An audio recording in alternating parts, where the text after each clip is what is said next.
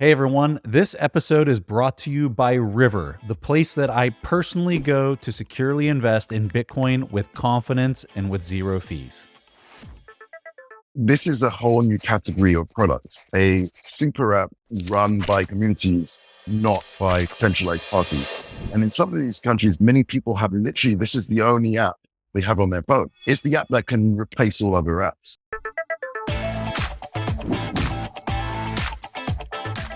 This is what I want to start off by saying. You guys recently had a major, massive launch. You had a 30-minute video that went into detail describing what Fedi is, how it's impacting communities, how it's changing chat, money, and more. And I think you guys, when I was watching this video, I was just kind of smirking because I'm looking at this and I'm saying Johnny Ive would be blushing right now if he saw the quality of this video that you guys produced. It is so well done. And I want to emphasize this at the start of the show because we're going to talk about a whole bunch of different things. Most of our listeners are listening to this in audio format. And what you guys did with this 30-minute video from a graphic standpoint is just makes it so accessible, and the quality of it and how concise everything is laid out is crystal clear. So if a person is listening to this and they're wanting to learn more about it because maybe we're going in a lot of different directions throughout the conversation, guys, click on the link in the show notes to the 30-minute video. I promise you, it's going to blow your mind. It's so good, so well done, and so exciting to see what you guys are doing in the space. So I want to start off emphasizing that. I can't do that video justice. I can't do Thank you. Let's start here. So when I talk to people about Fedi and Fedimints in general, people almost have like this glazed look on their face, like, what are you talking about? Like, I thought we were talking about Bitcoin. Help me understand this. Very simply as you can describe it, because I know you guys have probably done this pitch more times than anybody. What is Fedi and how does it relate to Bitcoin? What problem is it solving? Let's start there so that we can just level set with the audience.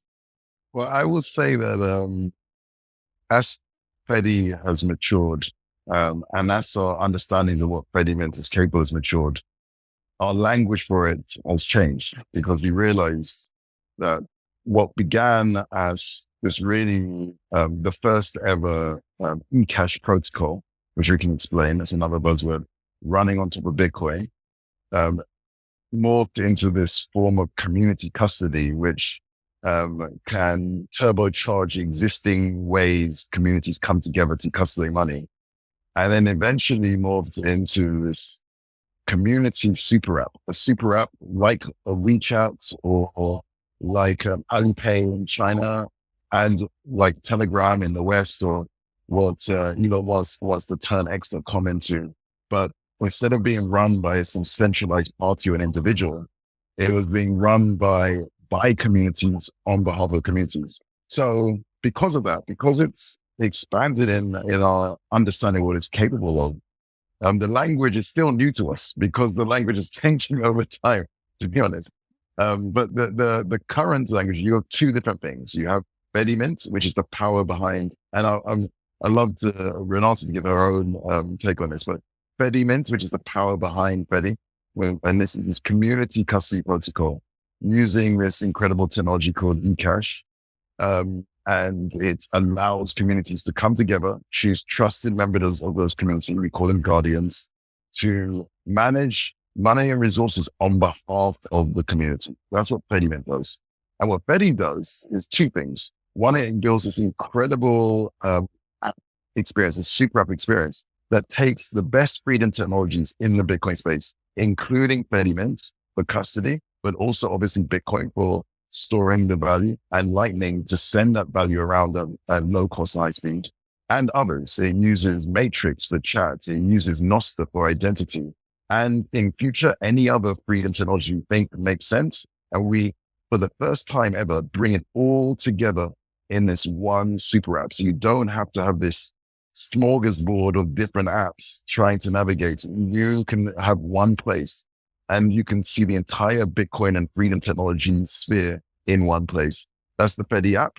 And then on top of that, and this is again where Renata and her team are essential, we have what we call the Fedi Order, this decentralized genius bar where we can go on the ground and help and work with communities. We locate the communities, we educate them, and we support them in the usage of Fedi and the entire Bitcoin ecosystem of apps that are out there ready to help them, but up until now have been so far or so too complicated for people to be able to access.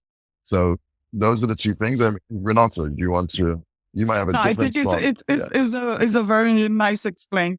I think I just want to highlight that it's a very difficult thing as well to explain because it's evolution, it's progressing, but also it's new. It's something that doesn't exist in this format right now.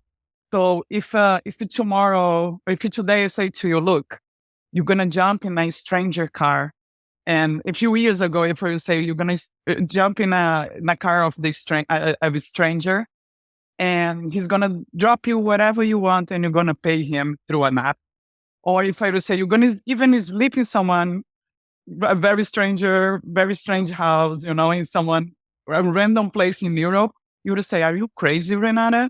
What is your problem?" And this is Airbnb, this is Uber, right? So when we start to explain Fedi, people are like, but why am I going to have other people holding funds for me? Why, and then when they experiment Fedi, they understand the whole concept. And the fun fact on this, Preston, is like when I go on the ground to teach people about Fedi and my team as well, newbies, they get us like, boom, super fast. And Bitcoiners is still kind of, but why I need this? Because you probably already have a folder on your iPhone saying Bitcoin and all the apps are there, right? Yeah. So, but you took 5 years, 10 years to build this. Yeah. So this experience now, it's so easy for a newbie that they can get in 3-4 minutes that Bitcoin's money, Bitcoin's useful, and they can send the exchange Bitcoin to money to everywhere in the world instantaneously, and also through messages. So it's a very, I feel myself also like Obi, like sometimes I feel like, oh my God, it's like Uber 10 years ago, something like this. That's the first time I've heard that analogy that Renata was saying. And I was like, actually, it's like 100% right. That this is a whole new category of product. A super app, especially, it's more understandable in the East because they have super apps. So they immediately get it. It's a super app, but run by communities, not by centralized parties. Because these are, and in some of these countries, many people have literally, this is the only app they have on their phone because you can do, it's the app that can replace all other apps, basically. And we're going to see over the next year, this concept is going to be way more understood in the West because Telegram is, every major social media app is trying to become a super app. Telegram has been trying to do that. And it's been stated that by Elon Musk, he's going to try to make a com. And they're going to spend a lot of time educating people about the app to replace all apps. But you can explain it, we can discuss it, but what you'll find with all of these new apps is you have to experience it. It's one of these things that you use and then you get why it's useful. And so when people are new to this ecosystem and they haven't been sort of taught by the existing way things work, they're a clean slate, which is, by the way, 99% of people on the planet. They're a clean slate. And so therefore, they then experience this and they realize this is this really cohesive experience. And it only works because of all of the other work from multiple thousands of people across the Bitcoin space, bringing it all together. And then you offer them the alternative where, okay, now you have to download 7, 8, 10 apps to do the same thing. And you have to travel to 30 different websites and maintain a bookmark of those websites and logins for each one of those. Which one do you prefer? And most people will say, I think I prefer the one app that brings it all together in one place while still you as the maker of the app, we can show and we can see, because the source is available, that you have no control. So it becomes very obvious once you experience it. You got a couple different things that I think are key points that you just laid out there. It's a way to transact that's actually scalable, that puts the power in the hands of the user. You were talking about identity being a new form of decentralized identity being wrapped into this. You're talking about a way to basically do signal chat in a way that isn't going through some type of centralized control. And all of this is being wrapped in the community part of it. It's all being wrapped into the app. The thing that I think is super important that people that are hearing all this are saying, okay, that's great. There's a lot going on, but like, what is the fundamental, like, why does the community need this so bad? And I think if I was going to take a stab at this, I run my own node. I've opened channels to create liquidity so that I can spend layer 2 Bitcoin instantaneously and across the Lightning network. The problem is you have to have some technical competence to do this. Like if I go to my dad or my mom or anybody in my family and I say, hey, you should run your own node, you should open up your own channels, and you should be zapping sats around to do, like, it's their technical competence isn't there. And what the Fedimint protocol allows, and what your app Fedi allows, is you guys are making this very turnkey for a community so that the individual person doesn't have to have this technical competence to set this up. And they're almost able to set up a turnkey bank and run it for their local community, friends and family, however many people they want to bring into their group or their Fedimint. What in that description is wrong, or would you kind of tailor or tweak? Because, I'm definitely not the expert on this, but that's how I would break down the problem. The problem is scaling. The problem is making things technically accessible, but still allowing people to control their funds and to not be relying on some type of centralized entity that they're scared of. So Renata, do you think Preston passes the interview? Can he join? Yes, that's what I would say right now. Is that right? Is that right? I would say that's right, definitely. Right from the beginning, people can do anything they want to do, but it takes time to be really good at something. Yeah. And so one of the superpowers of humans is the ability, and very few animals, very few creatures exhibit this in any way, shape or form, the ability to form complex society. And what that means is specialization. Different people specialize, and then they focus their time and attention on being really good at a few things, and then working with other people who are really good at other things. And they exchange these services or goods that will come from those abilities with each other. And that's where money comes into the mix to make that as efficient as possible. It's the technology to make that efficient as possible. But specialization plus this ability to exchange services efficiently leads to complex society. And that is a human technology that very few, if any other animal has. Now, given that's the way we build and do things that are beyond the ability of one person to do, there's a spectrum. You can try and do something yourself. You can try and learn to build and repair your own car, or you can use a service. And what most people do in the Bitcoin or crypto sphere is they will use these very centralized services run by a very few organizations. And actually, as time goes by, as I saw over my career in running exchange, those numbers of organizations just got smaller and smaller and smaller and bigger.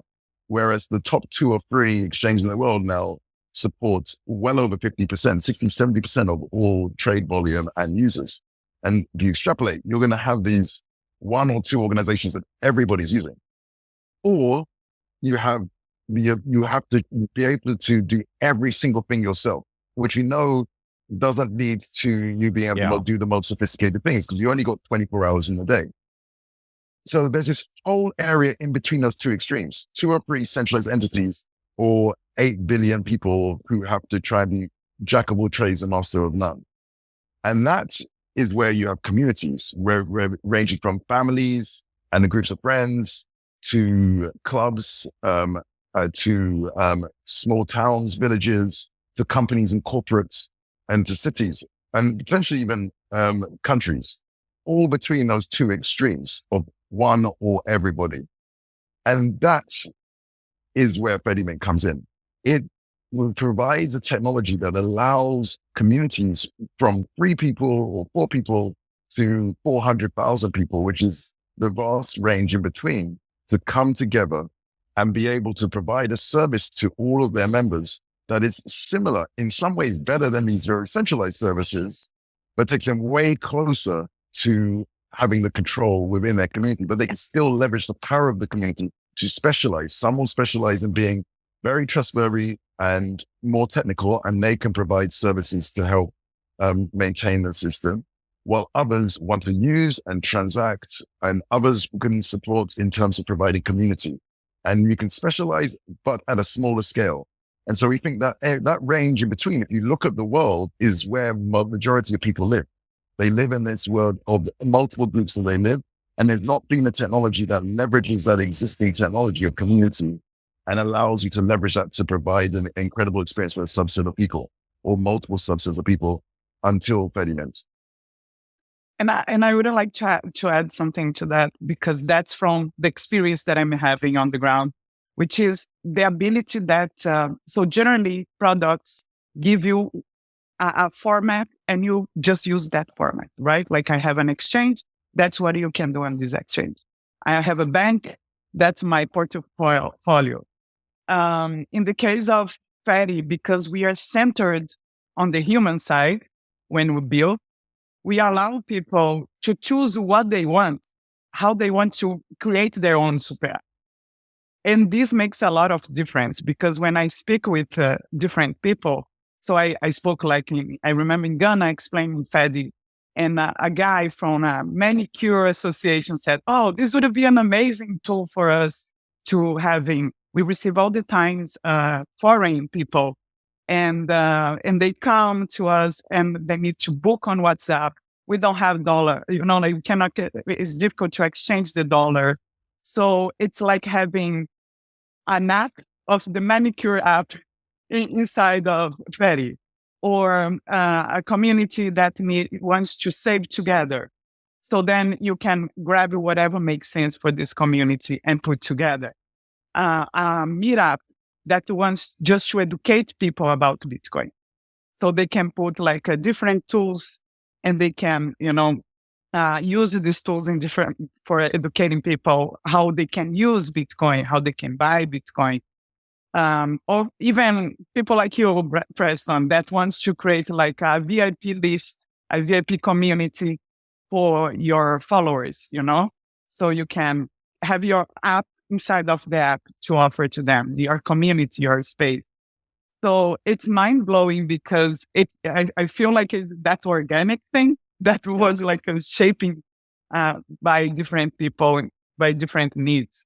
It's a very interesting mindset, because it's the first time I see people think what they're going to do with that, instead of what they have to do, But they're constrained. Exactly. Yeah. And the funny thing is, this is a very interesting mindset. I'm from Brazil. So this is that's the mindset of the global South. Totally. We are innovative because we have that's a tool to do a lot of things with that, right? If you give a can to a Brazilian or to anyone in the global South, they're going to do a lamp, a purse, we're going to do different stuff. And that's the innovative element that we are bringing for people to I can empower people to think about what they can do with this, with the app. So it's a very interesting mindset switch as well within the communities as well.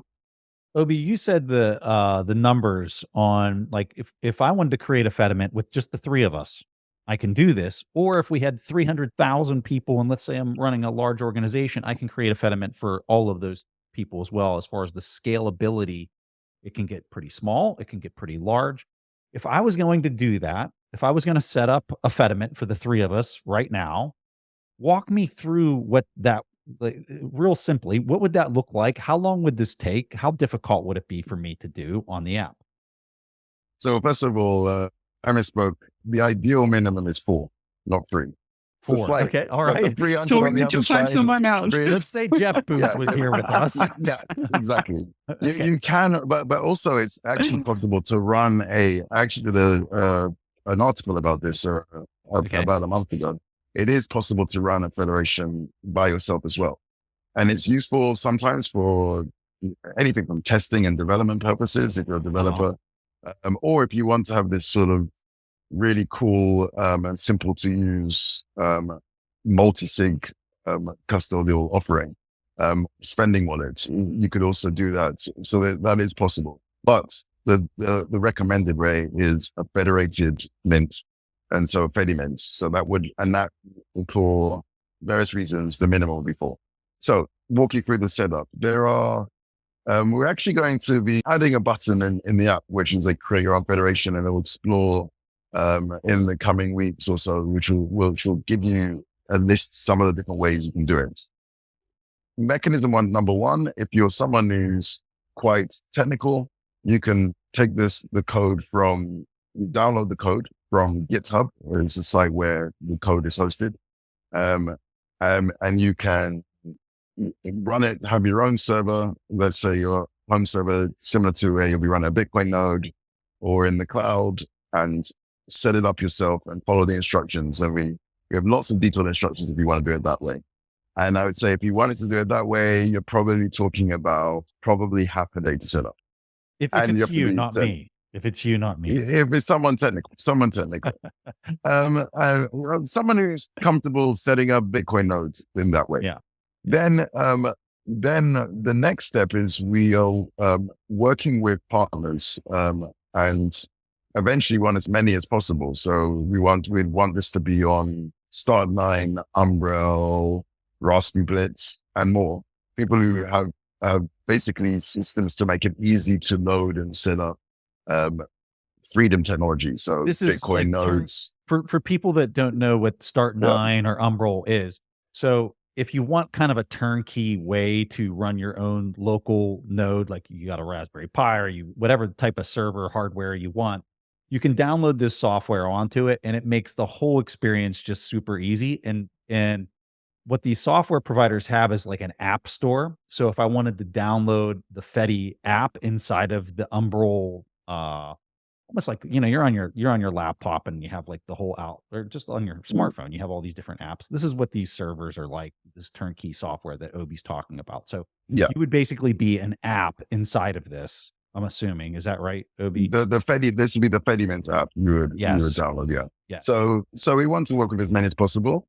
The first partner that we worked with, and it's been a great partner, is a company called Clover.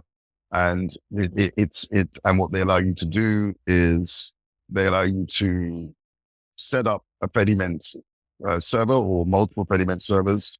And it's a click of a button. You enter some information, basically giving the name of the federation, how many guardians, in this case, it will be 4, and a few other pieces of simple information. You click go and you wait, and a few minutes later, you're basically set up. And it's very much click, go through a process.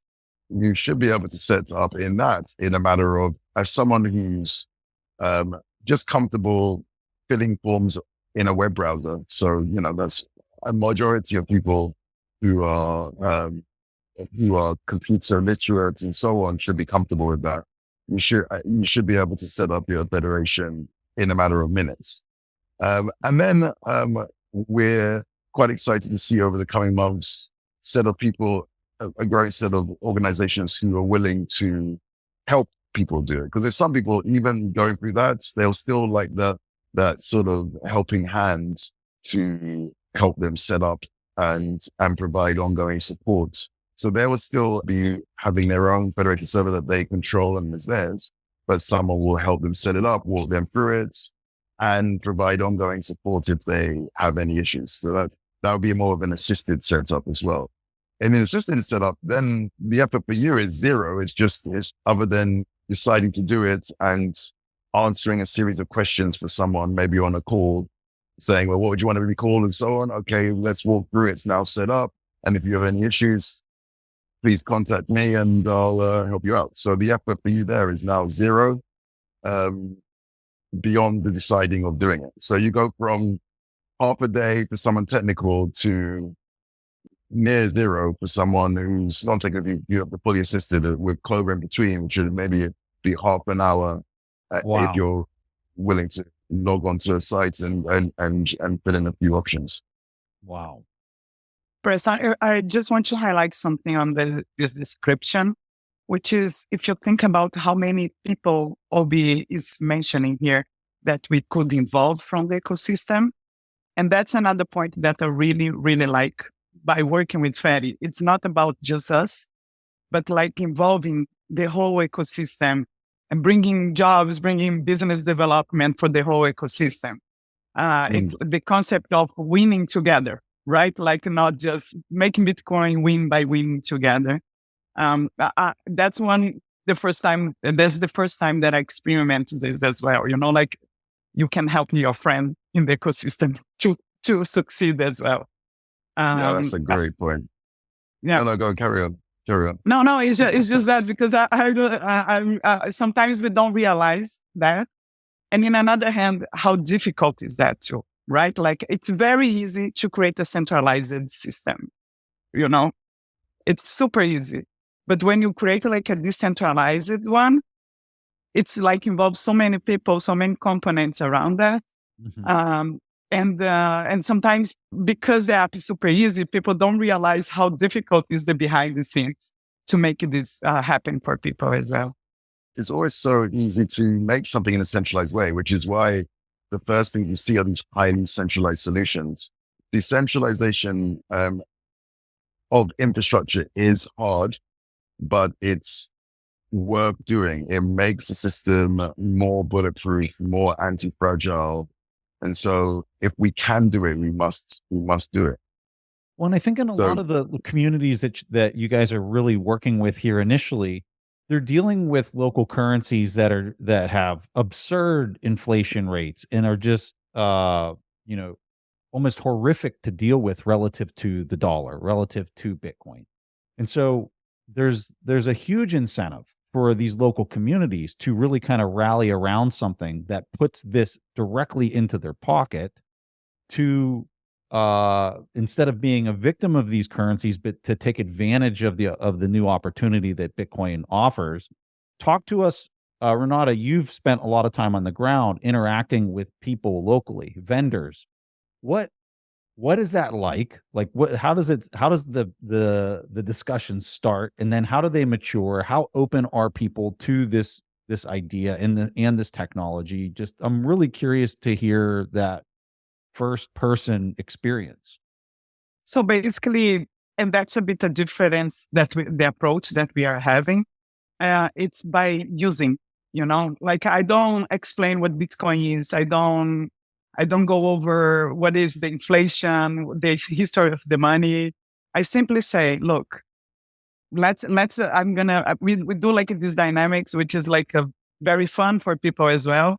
So we connect them through the chat. Then we say to them, now we're going to play telephone. You take 10, I give 10, you take 1, give 9 to the other. And after that, I do things like, let's top up your phone with Bitrefill. So this whole dynamic take like 5 minutes. And when we finish, I pause and ask them like, okay, think about this whole experience that you have. Do you believe this is a Bitcoin thing? They're like, oh, so it's not the scammer, like the scammer that's been coming to me to promise that they're going to make a lot of money. Like, no, this is money. And then they realize, I can buy things with Bitcoin. So Bitcoin is money.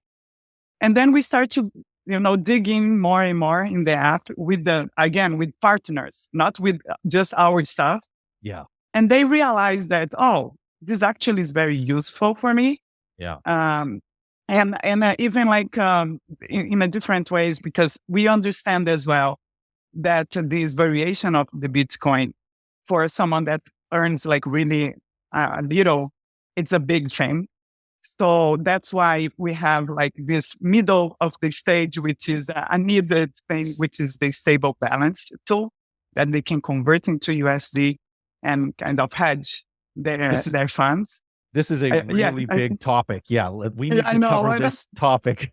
We can explain later. People here, there's so much going on here, folks. I mean, there is so much going on. It's really kind of hard to even remotely cover this. Again, this goes back to my first point when we started. You have to watch the video, the 30-minute video that they put together, because there's just so much going on, and the video is so well done and so concise, but yet covers so much territory, and you can visually see some of the things that we're talking about. So watch the video. Stable channels. Okay. Obi, you do such a phenomenal job talking about, first of all, the why. Like, what is the problem, and why are we doing stable channels when we have Bitcoin here and can be used? Talk to us about the psychology in the local environment, why stable channels are important. If you want to get into the tech, because the tech gets pretty interesting from like a discrete log contract standpoint. I know we're just throwing out all these terms. If you want to cover the tech, try to cover the tech. But talk to us about stable channels. This is where even just thinking about it, it makes me just so proud of the people that are in the team. The people on the ground are amazing. And it's because of Renata and her team that it became clearer and clearer to us as Bitcoiners that we had to have a solution for stability. Because when you're actually deciding that you want to go beyond our existing marketplace, you have to be open and humble and willing to listen. And this came up again and again and again. We also understood as Bitcoiners that we wanted a system where we put the customer in control. If you use a normal stablecoin, you're replacing one centralized entity with another centralized entity. So how could we have a solution which provided stability, but still was in the power? We put the power in the hands of the community, and we leveraged the power of community. And when we looked around the space, there was this concept that was put forward by Taj Dryja, who's one of the co-inventors, co-authors of the Lightning Network white paper. And that was obviously one of his most famous inventions, but after that, he had many others.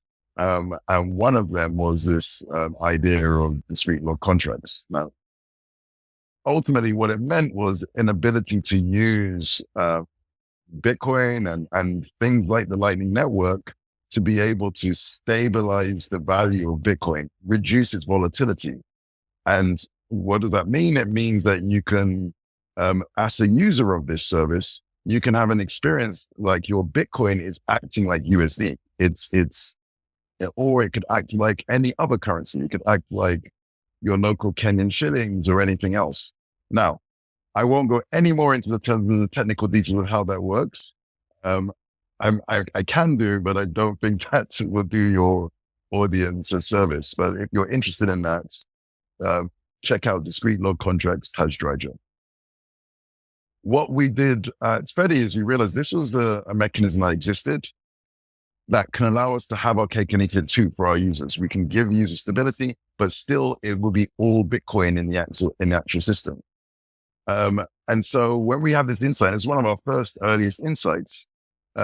We held a hackathon, and out of the hackathon, as luck would have it, one of the winning applicants, this was over a year and a half ago now, was someone who implemented on Fedimints the discrete log contracts and bumped it on our table. So what we did is we took that and then we refined it and added to it and refined it over the last 18 months. So this is very sort of Apple-like, behind the scenes working on this feature until it's now, you see it within the app. And certain communities, any community that can choose to upgrade their federation with this, what we call a Fedimint module. And all of a sudden they can have their own community level stable balance feature. But it's, if there were 10,000 communities and half of them chose to implement it, they would all individually have their own mini Tether effectively for their community. And they don't have to link it to US dollars. It might make sense to link it to Kenyan shillings, because guess what? For most people, when they're spending money, they spend it in their local currency, not Bitcoin or USD. At some places, the currencies come up so much that they will switch to USD. But many places, the unit of account is the local currency. Again, if you use a stable coin like Tether, which is backed by money in a bank, then if you wanted to do that in a local currency, you'd have to back it by money in a local bank. Now, if you think about Tether, for example, they're being asked by the European Union to hold some of the money in a European bank, which I live in Europe. I use European banks all the time, but Tether's not comfortable with a European bank. So if Tether's not comfortable with a European bank to hold some of their assets, do you think they're going to be comfortable with a sub-Saharan African bank or a Southeast Asian bank to hold local currency? No. So the stablecoins that we see don't really work for any currency beyond the biggest currencies in the world. Almost all of them are USD and a few others. So the rest of the world are excluded from those. One of the most common questions I get asked from family and friends is, Preston, where do you personally buy your Bitcoin from? And the answer is really simple. I buy it on river.com. Not only can you easily buy Bitcoin with zero fees on recurring orders, you can have peace of mind knowing Bitcoin on River is held one-to-one in multi-sig cold storage, all while being fully licensed and regulated in the United States. Plus, their relationship managers are US-based and available by phone for you or your business. Additionally, River has built their own infrastructure from the ground up, which means they don't rely on third parties to function like other Bitcoin exchanges. River also just created a new feature not found anywhere else called River Link. It allows you to send Bitcoin over a text message to easily orange pill your family, pay a friend for dinner, or send a gift. There's a new standard for investing in Bitcoin, and River is setting it. Go to river.com/fundamentals and get up to $100 free when you sign up and buy Bitcoin. That's river.com/fundamentals. In a world where convenience often compromises security, many investors settle for solutions that do not fully meet the demands of Bitcoin security. That's where the Bitcoin Way comes in. Offering a personalized white glove service, they will guide you through every step of the way to achieve full self-custody, ensuring you adhere to the strictest self-custody standards. Their experienced team helps establish robust security practices that cover all aspects of self-custody, cybersecurity, and privacy. Their ultimate goal? To empower you to become fully sovereign. Beyond securing your Bitcoin, they also offer services such as inheritance planning, Plan B strategies, assisting in relocating to Bitcoin-friendly locations to further enhance your sovereignty, and much, much more. Take the first step to true financial independence. Visit thebitcoinway.com/TIP to schedule your free consultation call. Don't delay in securing your generational wealth the right way.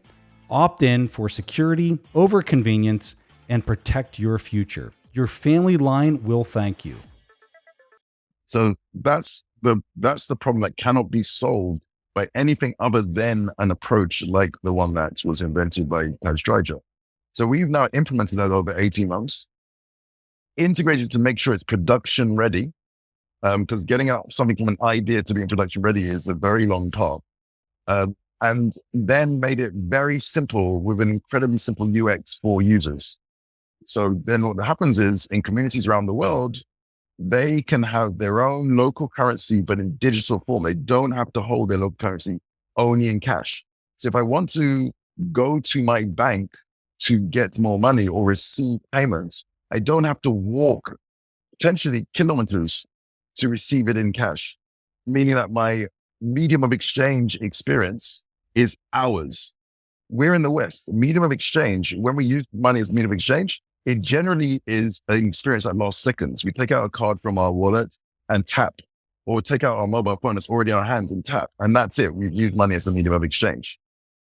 Most of the time, we're thinking about money as a store of value because we have disposable income to store. But if you have little or no disposable income, where you cannot think of money as a store of value because you have no value to store. So your default is to think of it as a medium of exchange or unit of account. Most of the month, you're going to be thinking about it as a unit of account because you have no disposable income, you have to budget incredibly carefully. And so you're always thinking about prices. What's the price of this? What's the price of that?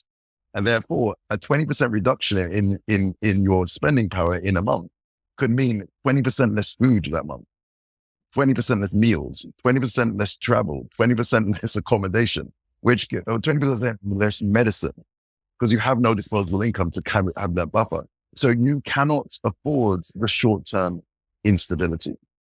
The next thing you think about is medium of exchange, because you're dealing with often cash, which means that spending is a much more time-consuming process. You have to walk around with cash. If you haven't got enough cash, you have to walk to a bank or walk home, get more. Whereas, and then you spend very little time thinking about stored value because you have no value to store.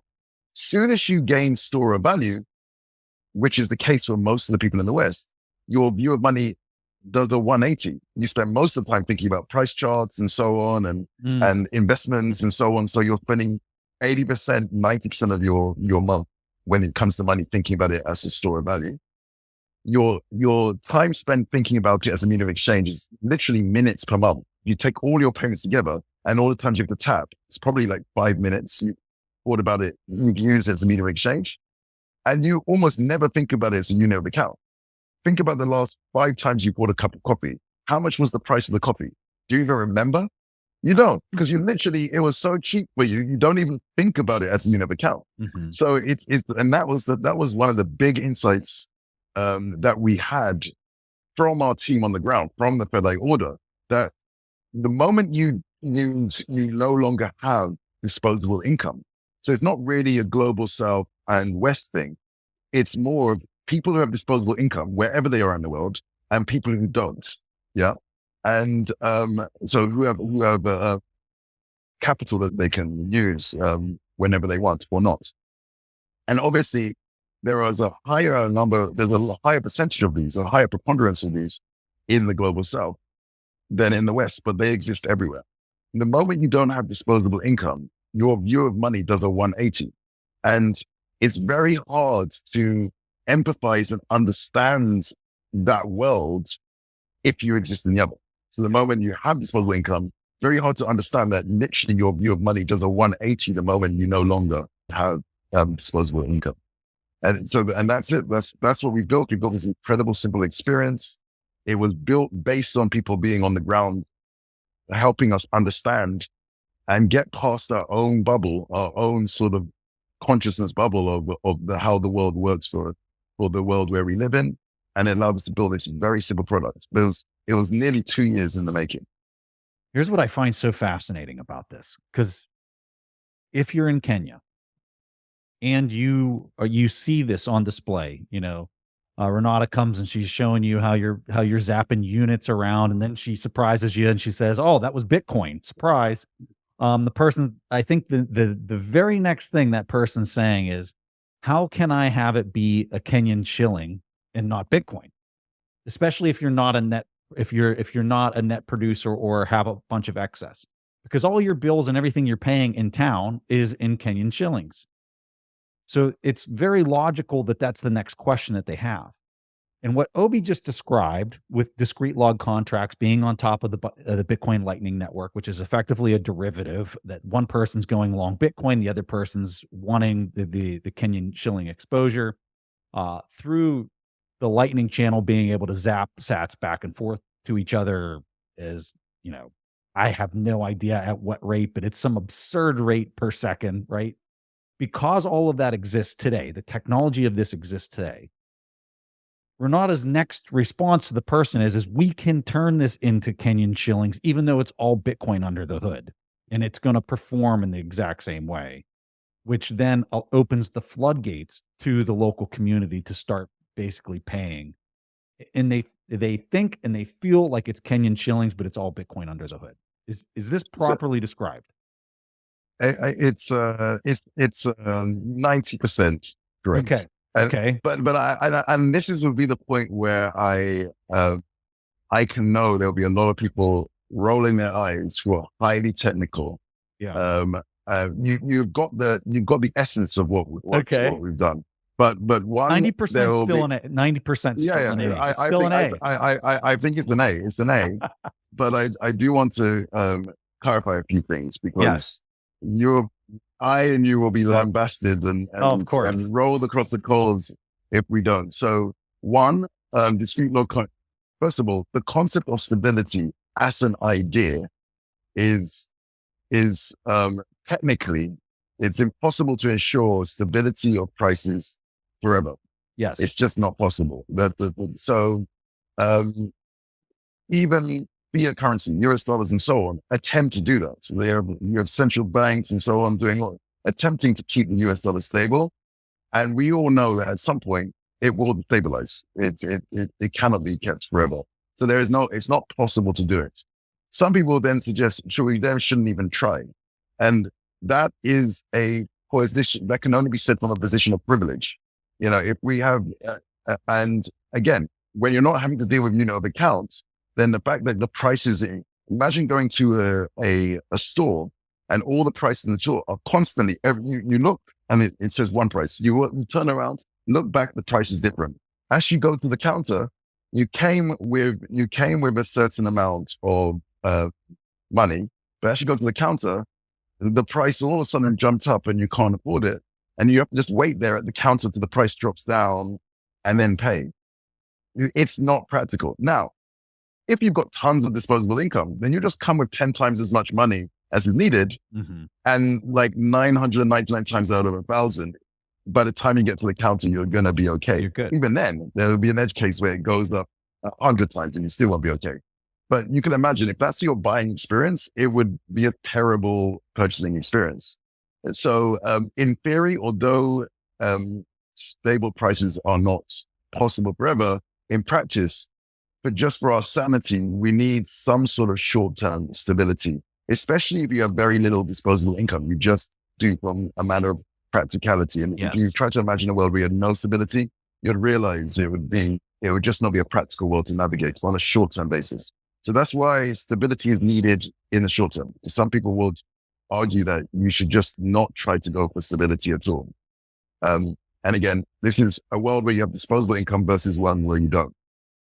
The other thing to understand is with any derivative contract, there are limits to the point where it's stable up until a point. So now the points are quite extreme, but they are to a point. So these contracts needs to, if the price were to drop by 50% within 10 minutes, which has never happened in the history of Bitcoin, even in its most volatile periods of time, then the price might not stay fully stable. But again, that's theoretically possible. And so it's important to point that out. But if you look back through the entire history of Bitcoin, even when it was very young, there's never been a point where the prices dropped 50% in 10 minutes. And even if it did, it would mean that you'd end up with, as the user, and more Bitcoin than you started. Mm-hmm. So you would actually end up gaining from that scenario happening, by the way. You'll end up with more Bitcoin. So your punishment would be more Bitcoin affected. For the person for the person that was taking the fiat side of the channel, it would be beneficial. Yeah, if I've got received, so the way it would work is I've received money from my family abroad, for example. They don't want to go through using services like Western Union and so on, which can sometimes charge up to 10, 20, 30%. They may want to keep more of their hard-earned value than 70%. They might want to be close to 90, 95 or more percent. So family that, let's say a child abroad decides to instead try something new. Why don't I convert some of the money I was going to send through the old way, convert it to Bitcoin and send them Bitcoin over the Lightning Network? They now receive it seconds later in their Fedi wallet.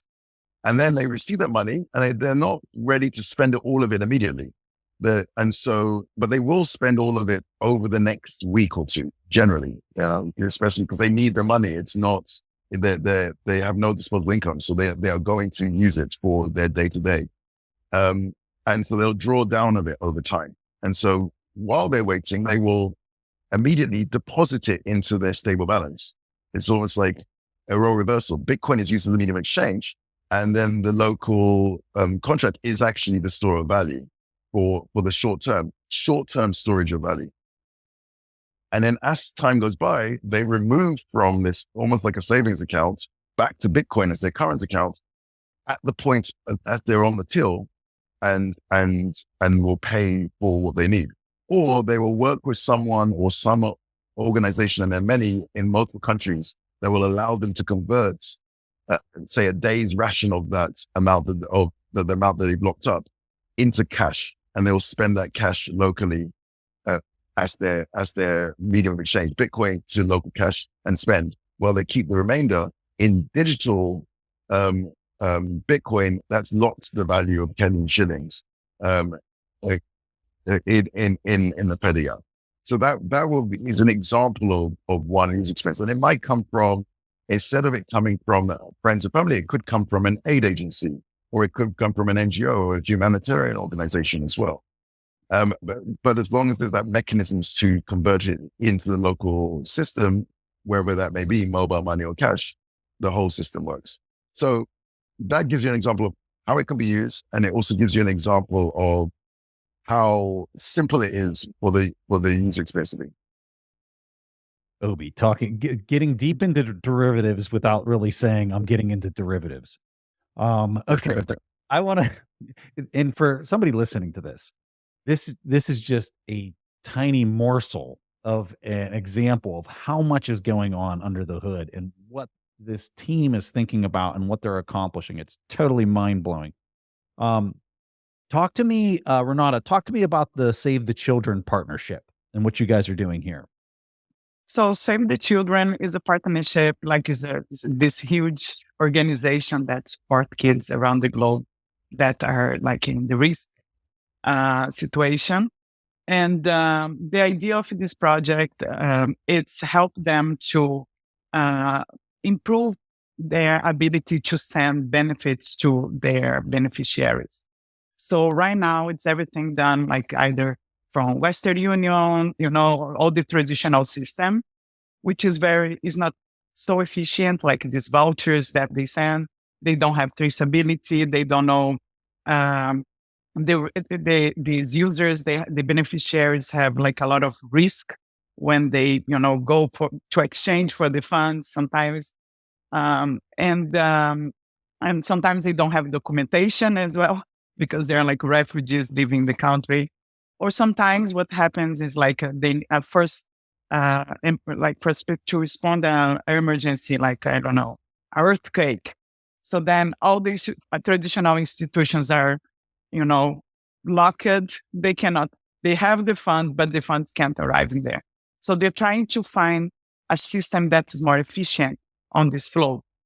So the pilot that we're going to start, so far we are exploring the models first, is in Philippines.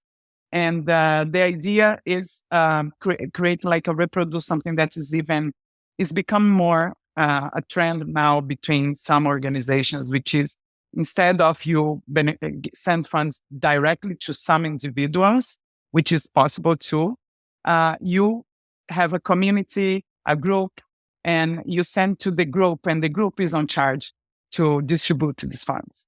So with that, you have way more efficiency as well, and trustability as well in this case.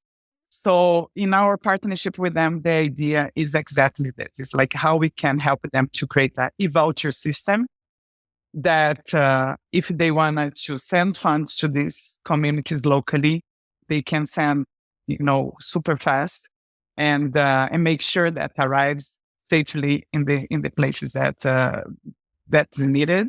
But also create this foundation that when they have an urgency to send the funds, the whole network is already settled.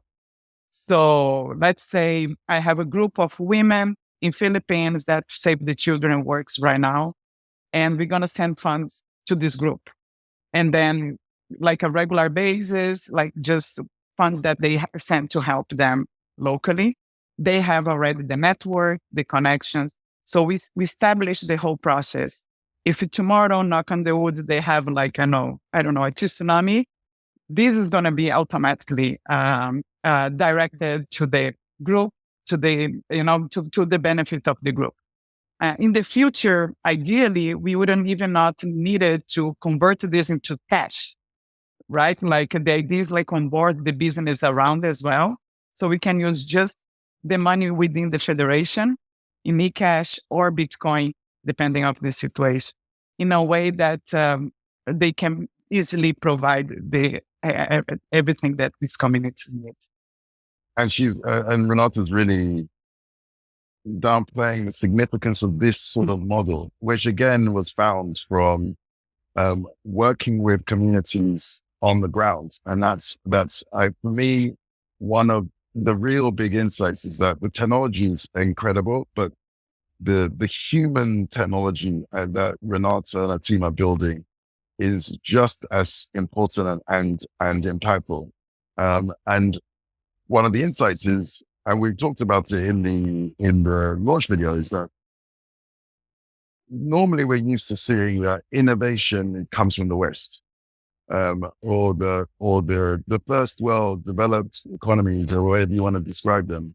But when it comes to there's many areas, but one specific area which we notice is really advanced in the global South, it's mechanisms of communities coming together for custody of value. Mm-hmm. So community custody is actually an area where there's incredibly advanced, and there's many models. They go by Stockval, Charma, Sacco, or Qui. There's just so many different names, and they work in so many different varied ways. And we and others are building apps that work with Fedimints to leverage that. And this example that was just given to you is just one example of how, and it makes sense. Someone who's local within the community can respond quicker. They're likely to respond more accurately than someone remote. And they're going to want it to work. And of course, these organizations really want it to work, but the level of want is going to be way higher if you're part of that community. And then you have the other win for the community, for the organization. Their operational overheads go down, because instead of making thousands of individual payments and trying to understand each one individually, they can make one bulk payment and have that disseminated amongst thousands of people, but basically leverage and empower the community to help itself. Mm. So it's pride inducing. It's more efficient. It's lower cost. It's a win-win-win for all parties. And it's interesting why Obi is talking about that, like, because it reminds me about my cultural shock when I start to live in the Western. And I understood later why is that happening. But so basically, living in Brazil, we don't trust in the institutions, right? So we trust in our neighbor, we trust in our community. So I know about everyone in my community. I could trust my kid to these people, my money. We have like forms to put money together as friends to save, because we don't trust in the institutions. They're very corrupt. And when I moved to Canada, US, Switzerland, I always distrust some institutions over the individuals, right? So it impacts you in different ways. Like we start not knowing your neighbor anymore because you don't have the sense of community anymore there. Mm-hmm. Because your bank works, your government works. Yeah. You trust on that, right? And the problem of losing this with the time is you trust in something that is centralized, right? Mm-hmm. And can fail. And when it fails, you get lost. Like, who am I going to trust again?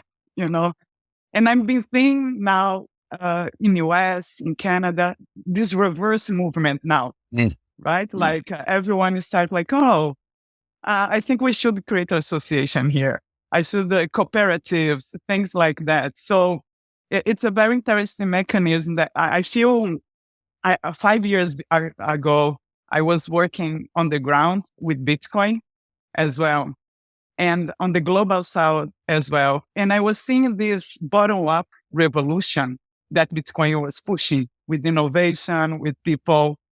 And now I'm seeing this happening culturally, slowly, but it's coming. Because institutions, you cannot trust them that much anymore. So it's funny because it's bottom up. It's coming bottom up, even the poorest people teaching us, remind us that the human element is important over with the technology that we are having. A person's going to hear that and they're going to say, okay, well, you're Fedi, you're a company. Why should anybody trust you? And I think one of the most impressive things that I saw in the video is how you guys are moving to open source everything. Talk to me about this and how important this is for growth, and just anybody can go in and audit the code and look at what's happening and deeply understand it if they want to, because of this initiative that you have. Well, I mean, you asked the question, why should they trust us? And the answer should be, well, they shouldn't have to trust us. That's the best answer. And especially some of the communities that we're dealing with, it's actually a matter of safety for them to know that all of the elements that they are that they rely on, all the elements of technology they rely on, are what I would call freedom technology. And what I mean by freedom technology is it's something that's privacy preserving and decentralized. It has to have those two elements to be privacy preserving and decentralized. If you have only one, it's not enough to be a freedom technology, because if it's centralized or privacy preserving, then it still just requires one machine to be turned off and you've lost access. Even though I don't know who's lost access, I know you've lost access. Yeah. If it's decentralized, not privacy preserving, then okay, you can't shut it down, but I can still observe what you do, and that can again put you at risk. You need those two elements to be a freedom technology. And it became important. What we are doing with the app is this integration point. It brings everything together into one roof with the ultimate user interface window into this world of communication, money, and more, chat, money, and more. But if that interface itself isn't a freedom technology, i.e., which means that the source has to be visible, people can check it and verify that we're doing what we're saying we're doing, then you still have to trust us that we're doing something. Now, this was quite key. Very early on, one of the things, I think that we're a very humble team, but one of the things I'm very, very proud of personally is the choice of amazing people to work with and the choice of amazing investors. And that was something I thought was clear that it was really key early on. People who shared the mission and vision. And if it wasn't for our investors, if they didn't have the mindset that was similar to us and the same beliefs, then there would be no way for a commercial company like us to be able to have agreements to have done this. It just wouldn't have been possible. But I do think that we're part of this changing trend. 5 years ago, I think it would have been very, very hard for an organization like us to do what we just did. In 5 years' time, my belief will be it'll be considered crazy to not be doing what we're doing, to be keeping your code closed source. It'll be considered crazy. And we're in this transitionary period. But now it can be done, but only if you have very aligned team and very aligned backers and investors and supporters. But I think but I'm hopeful that more and more people will see what we're doing and will follow our lead here and open source and make transparent what they do. And in so doing, their software will become stronger, it will become more fault tolerant, and it will push you towards decentralized technologies. Because once you open like that, you'll start realizing, well, maybe at that point, why do I need to run the infrastructure myself? Why can't I put the power into the hands of users? And the user will give that feedback. So it's a big call. And it's only possible because of everybody, the entire team, from the investors down to the team, to back it and be on board with it. And I want just to add something, like just right now we're source available. And I think this is just adds so much protection to the user because they don't see that there is a backdoor, anything that it's tweaky, in the back in the app.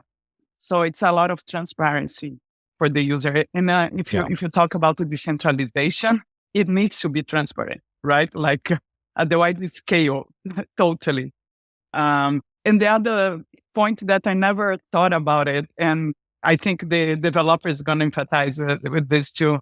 It's like our head of engineering. He was sharing like it's very frustrating for developers to show their work, right? Because their code, open their code, and he was saying it's such a proud thing to do. To the first time, like you say, that's what's behind the scenes. That is my work for you guys. I never thought about it, of course. Yeah, that's a very good. That was Oscar. You mentioned that, and it is.